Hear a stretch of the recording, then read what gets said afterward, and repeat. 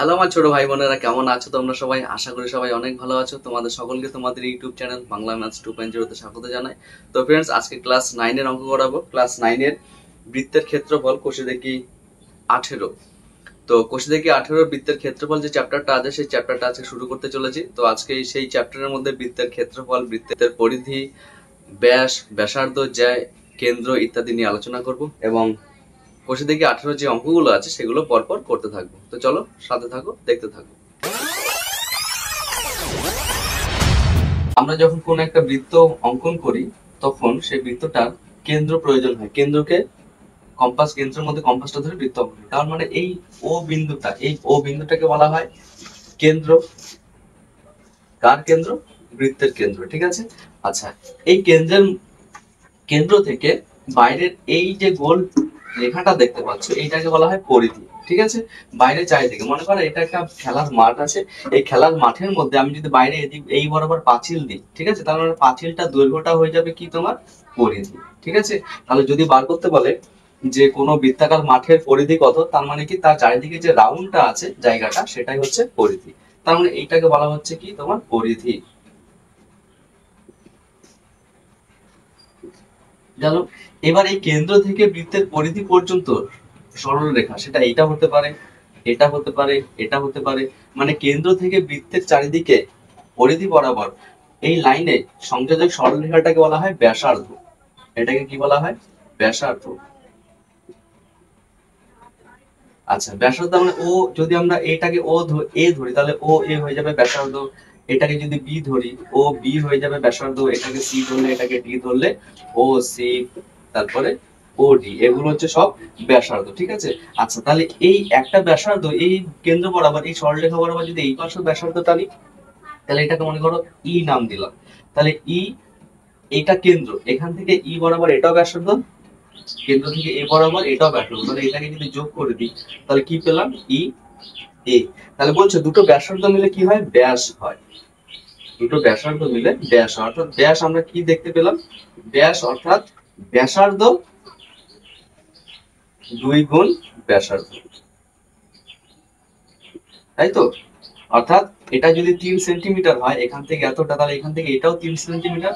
তার মানে ব্যাস কত হয়ে যাবে? 2 গুণ 3 অর্থাৎ 6 সেন্টিমিটার। ঠিক আছে। আচ্ছা, এবার আমি যদি উল্টো দিক থেকে ধরি যে ব্যাসার্ধ আমি বার করবো, তাহলে কি করে বার করব? পুরোটা ব্যাস 6, তাহলে ব্যাসার্ধ কত হয়ে যাবে? 3। তার মানে কি করে বার করছি? ব্যাসকে আমি যদি 2 দিয়ে ভাগ করি তাহলে ব্যাসার্ধ পেয়ে যাব। বুঝতে পারলে?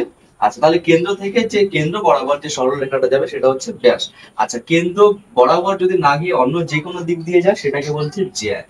এটাকে বলছে জ্যা। এগুলো তোমাদের প্রয়োজন নেই, এগুলো ছোট ক্লাসে, আগের ক্লাসে পড়েছো। তো তবুও আমি তোমাদের আরেকবার মনে করিয়ে দিচ্ছি। ঠিক আছে। তো এটা হচ্ছে জ্যা, কেন্দ্র, ব্যাস, ব্যাসার্ধ, পরিধি পেয়ে গেলাম। এবার যদি বলি ক্ষেত্রফল, ক্ষেত্রফল কোনটাকে বলছে? ক্ষেত্রফল হচ্ছে সম্পূর্ণ অংশটাকে, সম্পূর্ণ অংশটাকে ক্ষেত্রফল বলা হচ্ছে। বোঝা গেল? আচ্ছা, এবার ফর্মুলায় আসি যে পরিধি কি করে বার করে, ক্ষেত্রফল কি করে বার করে। তাহলে ব্যাসার্ধকে মনে করো আর ধরা হয়, ছোট হাতের আর ধরা হয়। তাহলে ব্যাস কি হয়ে যাবে? ব্যাস হয়ে যাবে 2r। আমরা এখানে দেখলাম ব্যাসার্ধের সাথে 2 গুণ করলে ব্যাস পেয়ে যাবো, তাই তো? তাহলে ব্যাস হয়ে যাবে 2r। আচ্ছা, তাহলে ব্যাসার্ধকে যদি r ধরা হয় তাহলে আমি এখানে পরিধি বার করব। পরিধি মানে পুরো টোটালটা। পরিধির সূত্রটা কি? 2 বাই r। এটাকে বলা হচ্ছে পরিধি। কার পরিধি? বৃত্তের পরিধি। আর আয়তক্ষেত্র, বর্গক্ষেত্র, ওই ক্ষেত্রে পরিসীমা হয়ে যায়, রাউন্ডটাকে সীমা বলা হয়। তাহলে এটা হচ্ছে পরিধি। আচ্ছা, এখানে পাইটাকে কি বলা হচ্ছে? পাইটাকে বলা হচ্ছে 22/7। তাহলে 22 কে যদি 7 দিয়ে ভাগ করে কি হচ্ছে দেখো, 3 7 21, 1.0, তারপরে 1 দিয়ে দিলাম, 7 একে 7, 3.0, 4 7 28, আবার 7 দুগুণে 14, মানে 3.142 এটাকে দশমিকে মান ধরা হয়। কেমন? বা 22/7 ধরে আমরা এখানে অঙ্ক করব। ঠিক আছে। যেখানে দেখবো উত্তর দশমিকে আছে সেখানে পায়ের মান বসিয়ে দেবো 3.142, বা পায়ের মান দেওয়াই থাকে। তো এখানে যেহেতু আমরা পায়ের মান 22/7 দিয়ে অঙ্ক করবো তাই দশমিক উত্তর নাও আসতে পারে। ঠিক আছে। আচ্ছা, তো এগুলো যখন অঙ্ক করবো তখন আমি বলে দেবো। তো আমরা পরিধির সূত্র কি দেখলাম? 2/r। এটা হচ্ছে পরিধির সূত্র। পরিধির অঙ্ক 9 এর ক্লাসে আগের চ্যাপ্টারে করেছো। এই যে বৃত্তের পরিধি বলে একটা চ্যাপ্টার ছিল সেটাতে করেছো। তো এখানে তো আমি তোমাদের মনে করিয়ে দিলাম পরিধি হচ্ছে 2 পাই আর। আচ্ছা তাহলে ক্ষেত্রফল কি করে বার করব?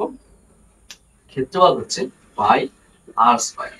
ঠিক আছে, পাই যেখানে 22/7, আর এটা হচ্ছে পাই এর মান, আর আর হচ্ছে ব্যাসার্ধ পাই, পাইটা অবশ্যই পাই। ঠিক আছে, তো চলো এবার অঙ্কে চলে যাই। আচ্ছা অঙ্কে যাওয়ার আগে তোমাদের আরেকটা জিনিস বলে দিই। মনে করো একটা মাঠের মধ্যে গরু দিয়েছে, ঠিক আছে, তো গরুকে যদি একটা খুঁটির মধ্যে বেঁধে দেওয়া হয় তাহলে এটা দড়ি হয়ে যায়। ঠিক আছে, এখানে গরু থাকে, হ্যাঁ, তো গরুটা কি করবে? গরুটা এবার কতটা পরিমাণ ঘাস খাবে? যতটা দড়ি আছে তার বাইরে তো নিশ্চয়ই যেতে পারবে না গরুটা, তাহলে যতটা দড়ি আছে তার মধ্যেই সে ঘাস খেতে পারবে।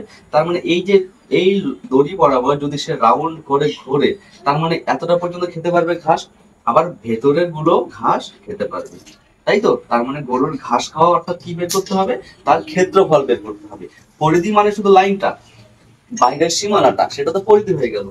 যেহেতু ঘাস খাবে তার মানে সম্পূর্ণ অংশটাতেই তো ঘাস খেতে পারবে, অর্থাৎ সেটা হয়ে যাবে তার ক্ষেত্রফল। আশা করি বুঝতে পেরেছো। তো প্রথমের অঙ্কটাতেই দেখো বলেছে, দেখো একের অঙ্কটা কি বলেছে, যে আমিনা বিবি আজ 2.1 মিটার লম্বা একটি দড়ি দিয়ে তার গরুটিকে ফাঁকা মাঠে খুঁটির সঙ্গে বাঁধলেন। হিসাব করে দেখি গরুটি সব থেকে বেশি কতটা জমির ঘাস খেতে পারবে। একটু আগে তোমাদের এটাই বোঝালাম, যে একটা গরুকে যদি বেঁধে দেওয়া হয় খুঁটির সাথে, তাহলে গরুটা নিশ্চয়ই এই বরাবর ঘুরবে মাঠের মধ্যে, অর্থাৎ সে ঘাস খাবে। তার মানে কি পুরো সম্পূর্ণ এরিয়াটা, পরিধি বরাবর যে এরিয়াটা, টোটাল ক্ষেত্রফলটা, সেটাই তাই সে ঘাস খেতে পারবে, এর বাইরে তো ঘাস খেতে পারবে না। অর্থাৎ অঙ্ক কি বলেছে, দেখো বলেছে 2.1 মিটার লম্বা একটি দড়ি, তার মানে দড়িটা কিন্তু এইটা না, পুরোটা না, এখান থেকে এতটা দড়ি। ঠিক আছে, তাহলে যেহেতু 2.1 মিটার লম্বা একটি দড়ি, গরুটিকে দড়ির দ্বারা গরুটিকে বাঁধা হলো, সুতরাং বৃত্তাকার অংশের, বৃত্তাকার মাঠে অংশের ব্যাসার্ধ কি হয়ে যাবে? 2.1 মিটার বলেছে, 2.1 মিটার হয়ে গেল ব্যাসার্ধ। অর্থাৎ এখানে গরুটি সবচেয়ে বেশি ঘাস কতটা পারবে, কতটা খেতে পারবে, তার মানে তার ক্ষেত্রফল। সুতরাং বৃত্তাকার মাঠটির ক্ষেত্রফল কি হবে? পাই আর স্কয়ার। সূত্রটা লিখে দিয়ে অঙ্ক করো। প্রথম এখানে হবে বর্গ, যেহেতু ক্ষেত্রফল বার করছি অর্থাৎ বর্গ মিটার, তাহলে পাই এর মান হচ্ছে 22/7, তাই তো। আর স্কয়ার, আর স্কয়ার মানে দুটো আর গুণ আছে, 2.1 গুণ 2.1 বর্গ মিটার। আচ্ছা দেখো এখানে দশমিক তুলে অঙ্ক করতে পারো, না তুলে অঙ্ক করতে পারো। দশমিক তুললে 10 হয়ে গেল, কেটে দাও, 3 7 21, অর্থাৎ কি পেলাম? 22 গুণ 3 গুণ 21/100, তাই তো। আচ্ছা তাহলে এটা গুণ করে অ্যান্সার বসিয়ে দাও, তাহলে উত্তর মিলে যাবে। করো, 3 দিয়ে গুণ করলে 3 দুগুণে 6, 3 দুগুণে 6, 21 দিয়ে গুণ করো।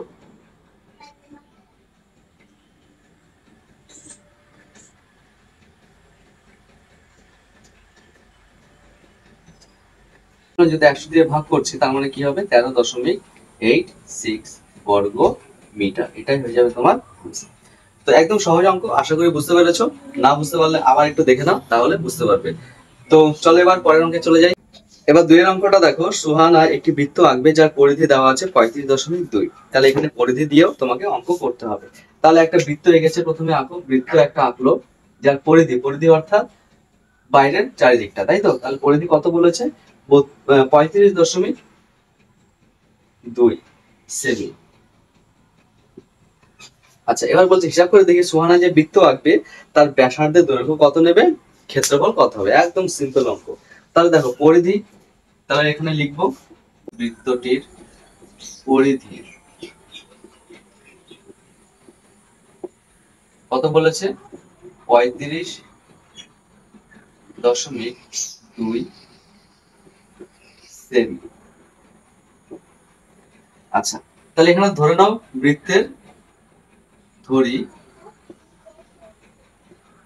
বৃত্তের ব্যাসার্ধ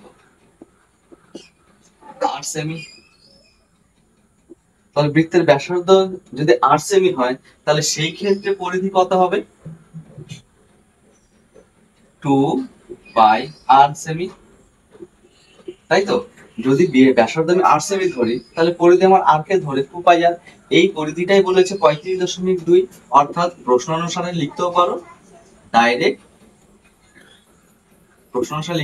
সুতরাং দিয়েও লিখতে পারো যে 2 পাই r ইকুয়াল টু 35.2।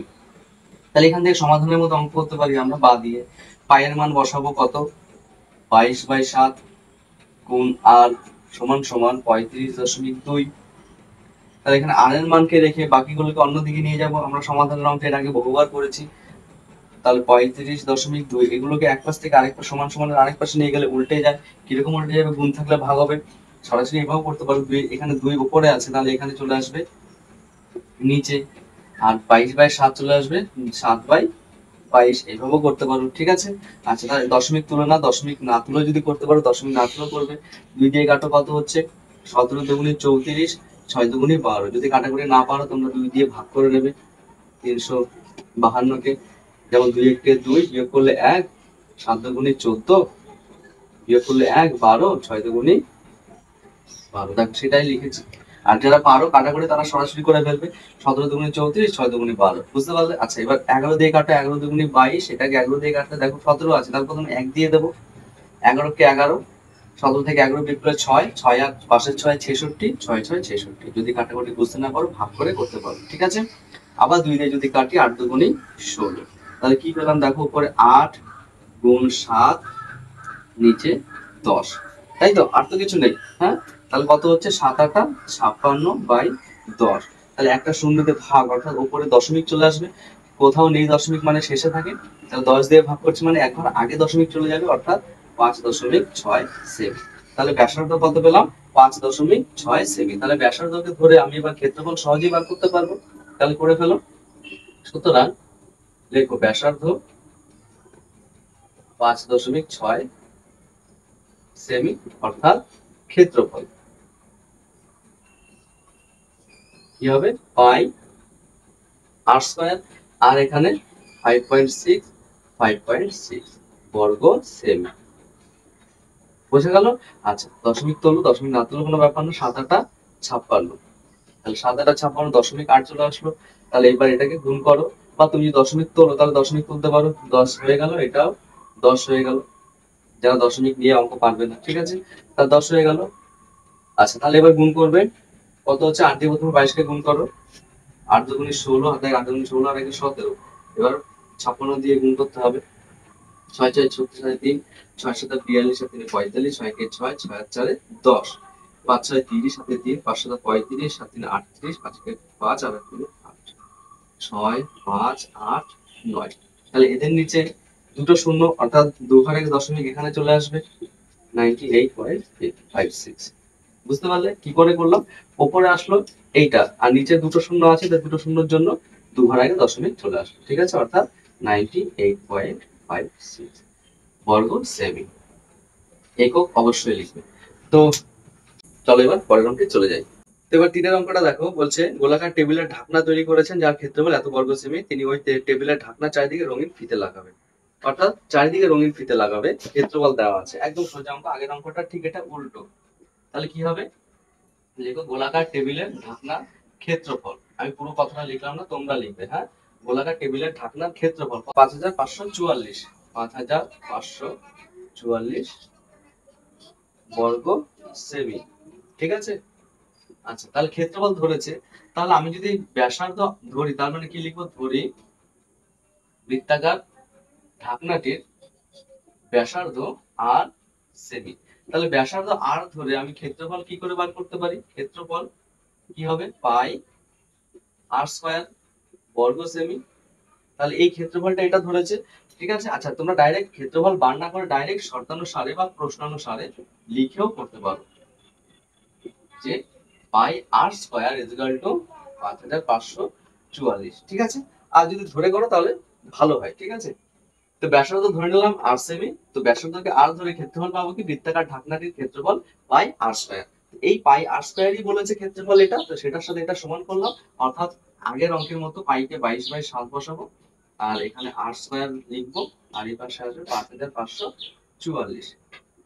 তাহলে এখানে আর স্কয়ার এটা উল্টে যাবে, 5544 নিচে চলে আসবে 22, উপরে চলে যাবে 7। তা 2 দিয়ে কাটো, 11 দুগুণে 22, 2 দিয়ে কাটো কত হচ্ছে, 2 দুগুণে 4, 5 থেকে 4 বিয়োগ করলে 1, 1 আর 5 15, 7 দুগুণে 14, 15 নিচে 14 বসালে 1, তাহলে 1 আসলো, 1 আর 4 14, 7 দুগুণে 14, আর এটা 2 দুগুণে 4।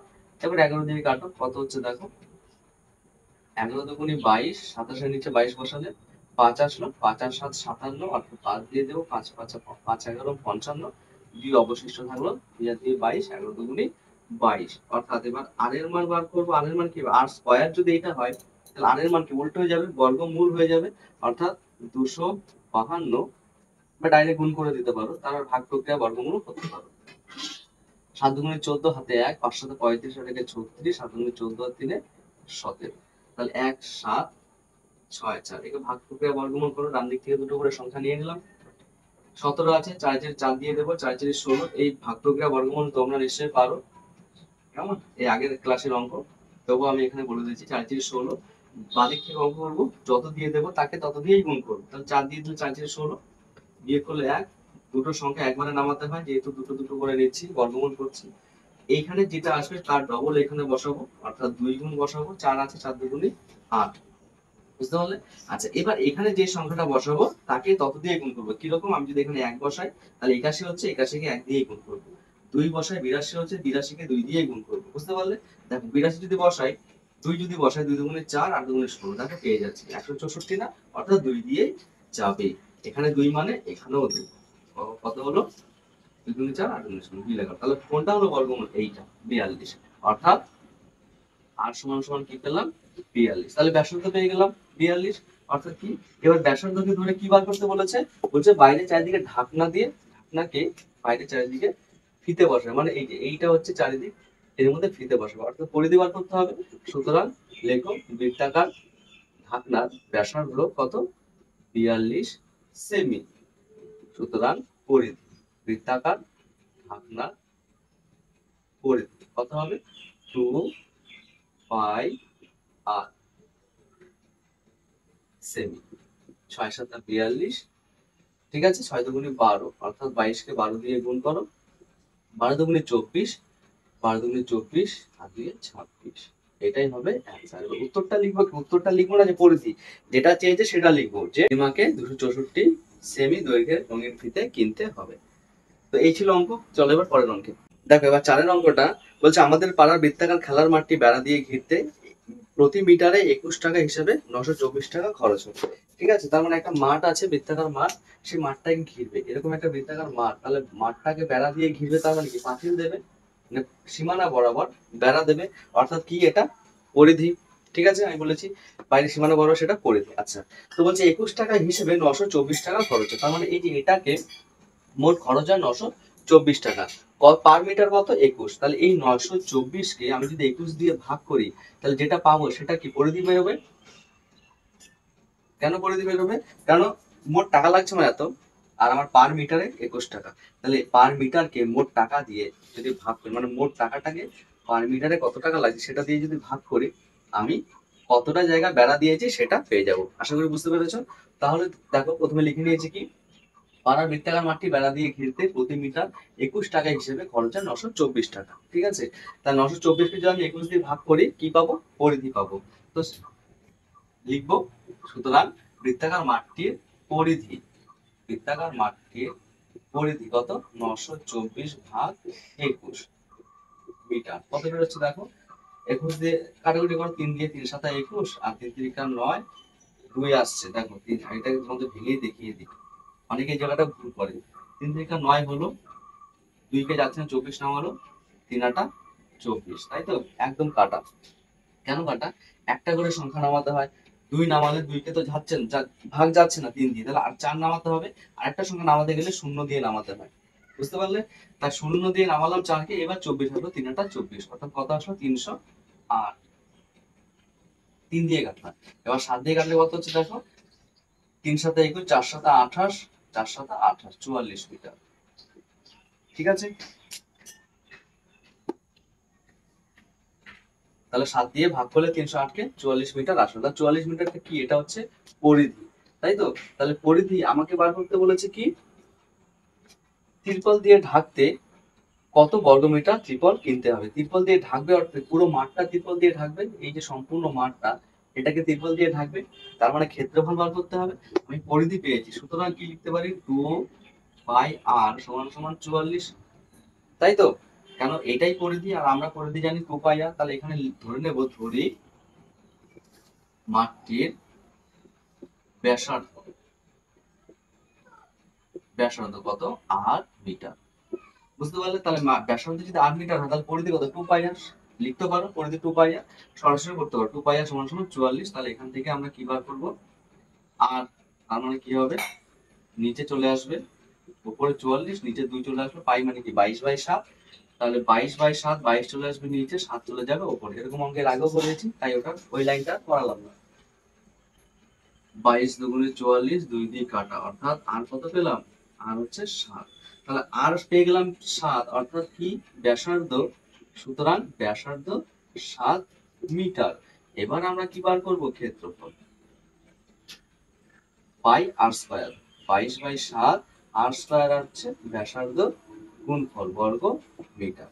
একটা 7 কেটে যাবে, আর 7 দুগুণে 14, 7 দুগুণে 14, 15 বর্গ মিটার। 7 দিয়ে 22 গুণ করলে 154। তো আশা করি বুঝতে পেরেছো। চলো এবার নেক্সট অঙ্কে চলে যাই। তো ফ্রেন্ডস দেখো 5 এর অঙ্কটা বলছে, ফারুক একটি বৃত্ত আঁকবে যার ক্ষেত্রের ক্ষেত্রফল দেওয়া আছে 616 বর্গ সেমি। হিসাব করে দেখি ফারুক যে বৃত্ত আঁকবে তার ব্যাসার্ধের দৈর্ঘ্য কত এবং বৃত্তটির পরিধি কত। একদম সোজা অঙ্ক। তাহলে ক্ষেত্রফল দিয়েছে, আমি লিখে নিয়েছি, বৃত্তাকার ক্ষেত্রের ক্ষেত্রফল 600 বর্গ সেমি, 616 বর্গ সেমি। ধরি বৃত্তাকার ক্ষেত্রের ব্যাসার্ধ 8 সেমি। ঠিক আছে, ধরে নিয়েছি। তাহলে ব্যাসার্ধ আর কে ধরে ক্ষেত্রফল কত পাচ্ছি, পাই আর স্কয়ার, তাই তো? এই ক্ষেত্রফলটাই দিয়ে দিয়েছে বইতে 616, তাই লিখলাম কি, প্রশ্ন অনুসারে বা শর্ত অনুসারে এই পাই আর স্কয়ার সমান সমান 616।